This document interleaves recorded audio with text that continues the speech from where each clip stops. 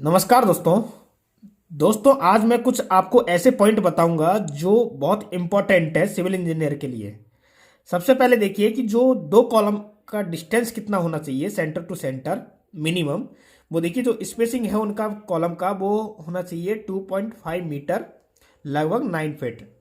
और जो maximum spacing है कॉलम का वो होना चाहिए 7.5 मीटर, मीन्स लगभग 24 फीट। क्लियर। अब देखिए नेक्स्ट है कि जो मिनिमम साइज ऑफ कॉलम, जो कॉलम का साइज है वो मिनिमम कितना होना चाहिए, वो होना चाहिए 9 inch by 9 inch, means 230 mm by 230 mm। Clear.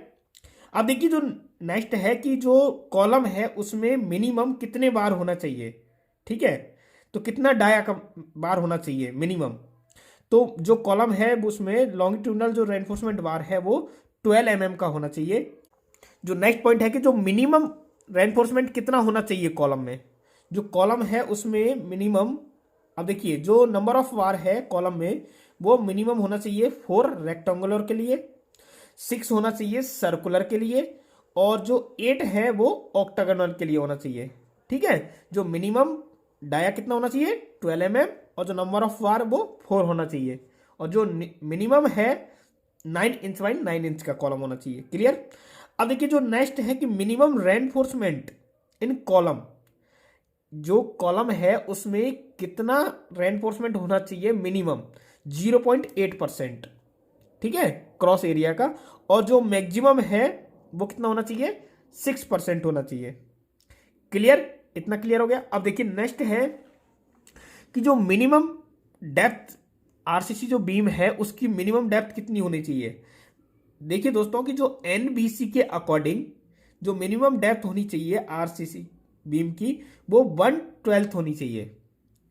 1/12 of clear Spain between the support, means जो दो सपोर्ट है तो उसका जो स्पेन है उसका 1/12 पार्ट होना चाहिए, या फिर 150 mm होना चाहिए। जो अब देखिए 150 mm हो गया। क्लियर। देखिए आपको कैसे पता, देखिए डेप्थ होता क्या है, डेप्थ ये होता है, देखिए मैं आपको बताता हूं। जैसे ये है, क्लियर, ये क्या हो गया स्लैब, ये स्लैब हो गया, और ये बीम का डेप्थ हो गया। क्लियर। अब देखिए जो मिनिमम स्पेसिंग कितना होना चाहिए स्ट्रिप का कॉलम और उसमें बीम में, देखिए जो मिनिमम स्पेसिंग होना चाहिए 100 mm होना चाहिए। कितना होना चाहिए 100 mm, मीन्स 4 इंची, 4 इंची पर होना चाहिए स्ट्रिप। और जो मैक्सिमम है वो होना चाहिए 300 mm, मीन्स 12 इंच। क्लियर। अब देखिए जो स्टैंडर्ड जो स्ट्रिप है उसका जो स्पेसिंग क्या होता है कॉलम में या बीम में, वो देखिए वो होता है दोस्तों 6 इंची टू 7 इंच होना चाहिए मिडिल पार्ट में, जो मिडिल पार्ट है। ठीक है, जैसे देखिए ये कॉलम हो गया, इधर ये कॉलम, अब ये स्पेन है जो बीम का लेंथ है सेंटर टू सेंटर। तो यहाँ पे देखिए जो मिडिल वाला जो पार्ट है ये वाला, इसमें क्या होता है कि जो बॉटम रेनफोर्समेंट हम यूज करते हैं यहाँ पे, और जो ऊपर क्या है बॉटम एक्स्ट्रा बार यूज करते हैं। ठीक है, कंटिन्यूस तो कंप्लीट होता है। अब देखिए जो एक्स्ट्रा बार हम यूज करते हैं टॉप का, तो L/4 हम यूज करते हैं। तो L/4 जो पार्ट है उसमें होना चाहिए, जो एंड पॉइंट है वहां पे होना चाहिए 4 इंच टू 5 इंच, और जो मिडिल वाला पार्ट है उसमें होना चाहिए 6 इंच से 7 इंच तक। क्लियर दोस्तों।